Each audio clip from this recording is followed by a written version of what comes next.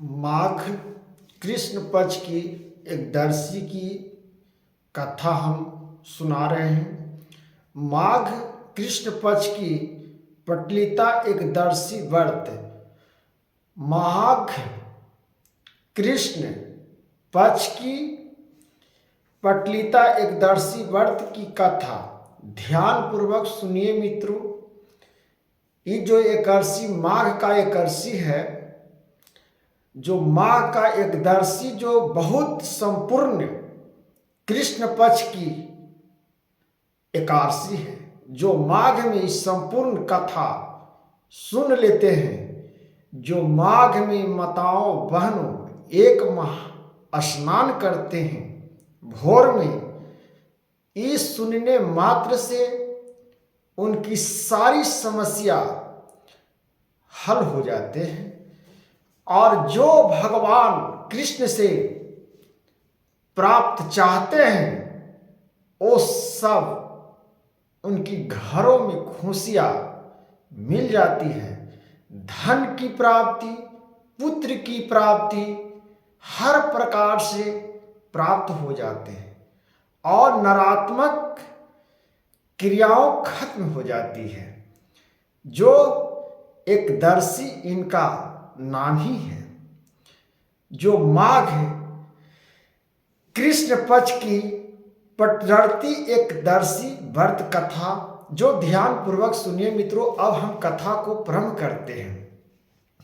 एक समय दंभला जी ने प्रजापति ब्रह्मा जी के पुत्र थे। ध्यान पूर्वक से सुनिएगा मित्र। एक समय दलभद्रा जी ने प्रजापति ब्रह्मा जी के पुत्र थे पुलत जी।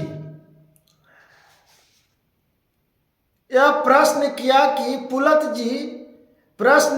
कि प्रभु क्या कोई उपाय है कि ऐसा सरल उपाय करने से कोई माताओं बहनों जो एक माह स्नान करते हैं माघ में, उनका कोई उपाय बताया जाए कि उससे फल प्राप्त जल्दी मिल जाए।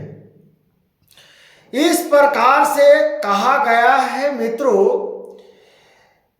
कि प्रभु क्या कोई ऐसा भी शक्ति उपाय है कि जिससे करने से ब्रह्मा हत्या करने इत्यादि के कुटिल कर्मों के पापों से मनुष्य सरलता पूर्वक छूट जाए। भगवान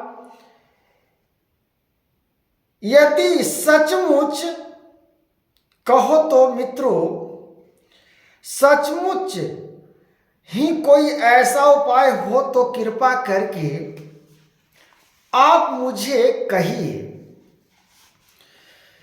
मेरी सुनी यह महती इच्छा है प्रभु, मेरा बहुत सुनने का इच्छा है प्रभु। एकदर्शी माघ व्रत का हमको बताइए, इससे पुत्र को प्राप्ति होती है। पुलत जी ने कहा, हे महाभाग, तुम ध्यान हो जाओ और ध्यान पूर्वक सुनो। जो संसार के उपकारार्थ इस प्रकार का प्रश्न किया स्तुति अब मैं भी तुमको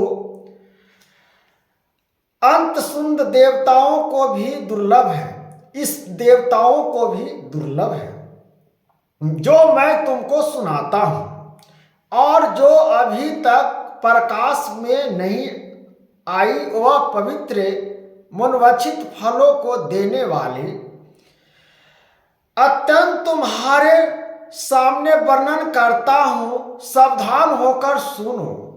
माघ मास के आरंभ होते ही नित्य कर्म से निवृत्त हो स्नान करके अपने आप को अत्यंत शुद्ध एवं पवित्र कर, अपने मन और आत्मा को शुद्ध कर, अपने इंद्रियों का भी दमन कर और काम क्रोध अभिमान ईर्ष्या पिशुता इत्यादि को त्याग भगवान का स्मरण करता हुआ पुष्प नक्षत्र में गोमाया गोबर को एकत्रित कर उसमें तिल एवं कपास मिलाकर कंडे पाक थे और उनसे नित्य प्रति 108 बार हवन किया कर।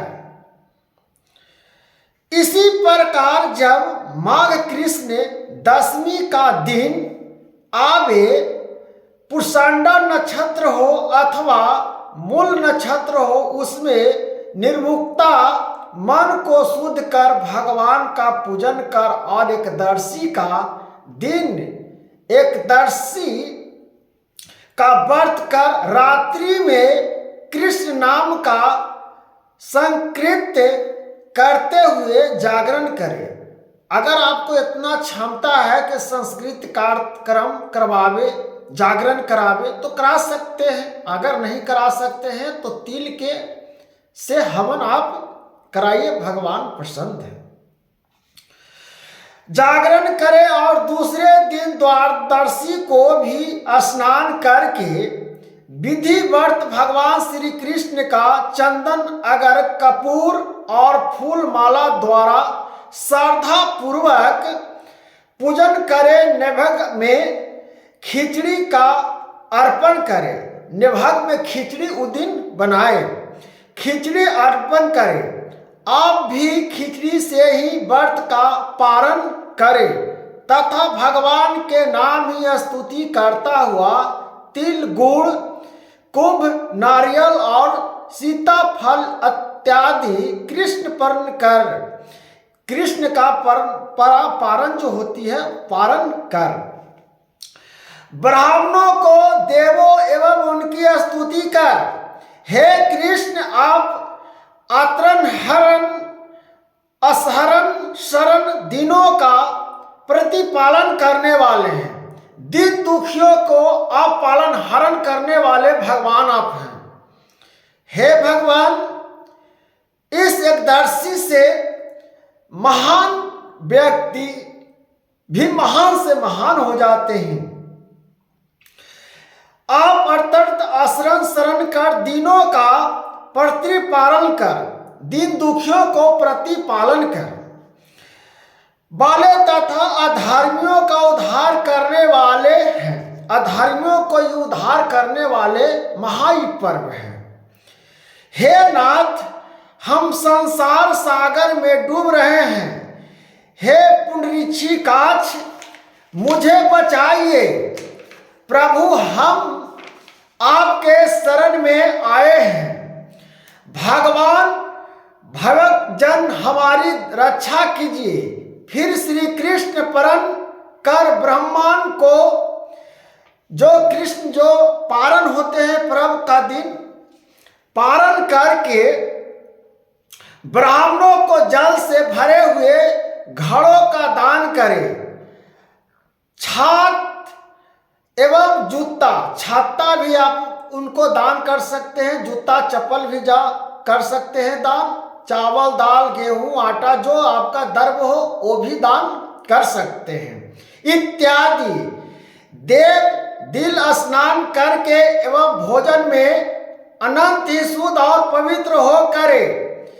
तिल दान करने वाले को तिल के एक खेत में जितना तिल उत्पन्न होता है उतने वर्ष पर्यंत स्वर्ग में निवास करने को मिलता है।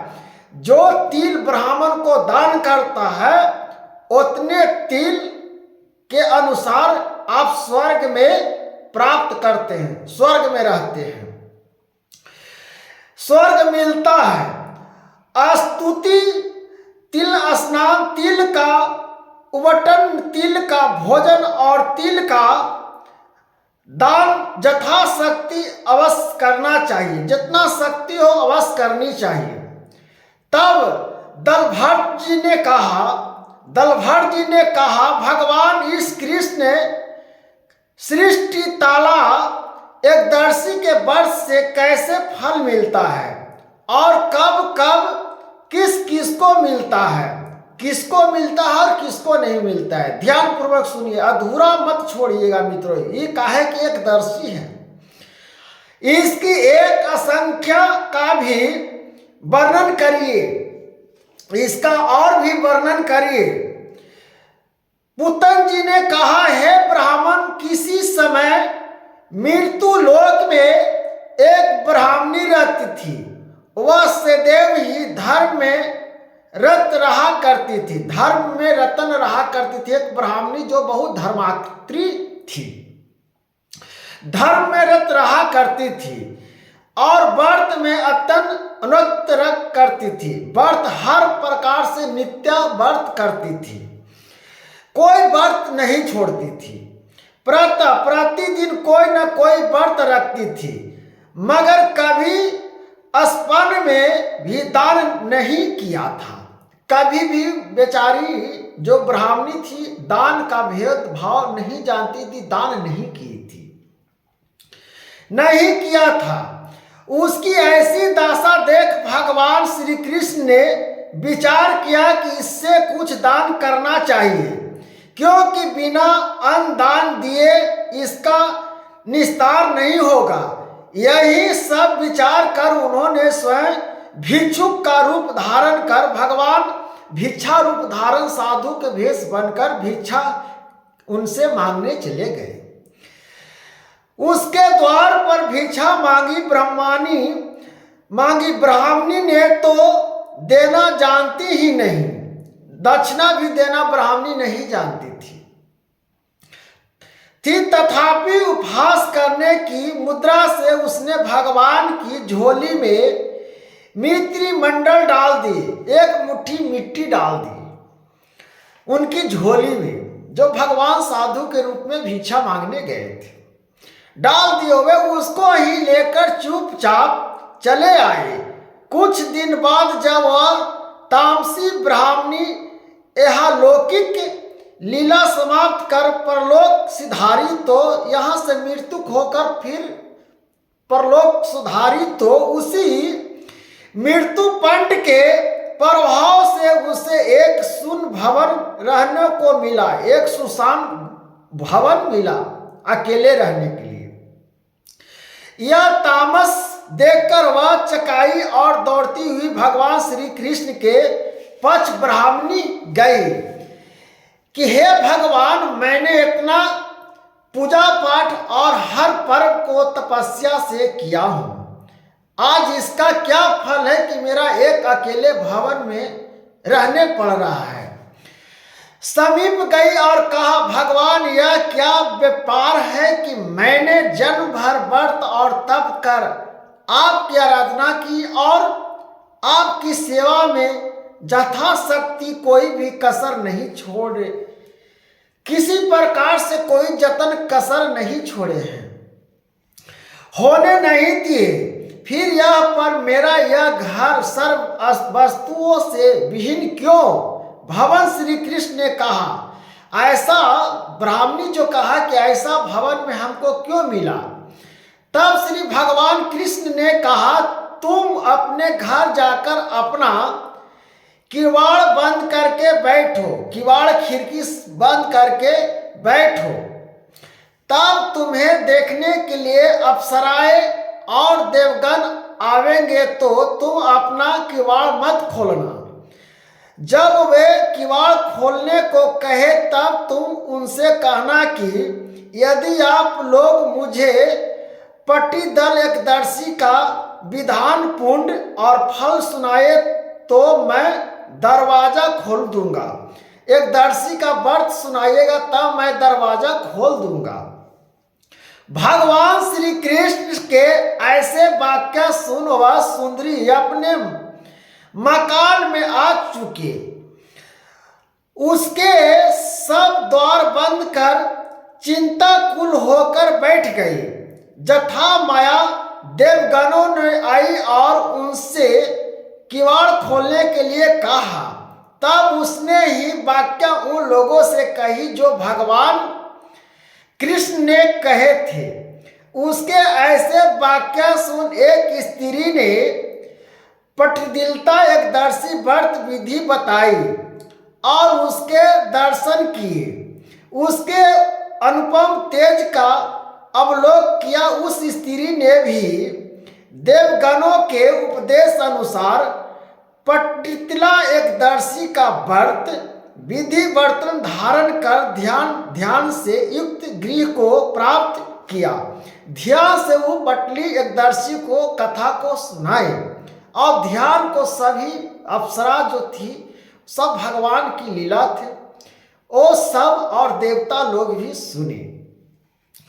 इसलिए इस षष्ठ तिल का एकदर्शी व्रत के साथ ही साथ तिल और वस्त्र का दान अवश्य ही करना चाहिए। इस प्रकार षष्ठ तिल का एकदर्शी का व्रत धारण करने वाले के जन्म जन्मांतरों के पाप नष्ट हो, स्वर्ग में अत्यंत आनंदमयी समानों से परिपूर्ण गृह मिलता है तथा दुर्भाग्यदीनता और दरिद्रता का नाश होता है। भाग्य जिसको भाग बदल जाता है और उसको दरिद्रता मिट जाते हैं। इस प्रकार से एकदर्शी का कथा था, कथा अब समाप्त होता है। इस प्रकार से एकदर्शी माघ श्री कृष्ण पक्ष की षष्ठ तिल एकदर्शी व्रत अवश्य सभी माताओं बहनों को सुननी चाहिए। यह एकदर्शी का महत्वपूर्ण कथा था।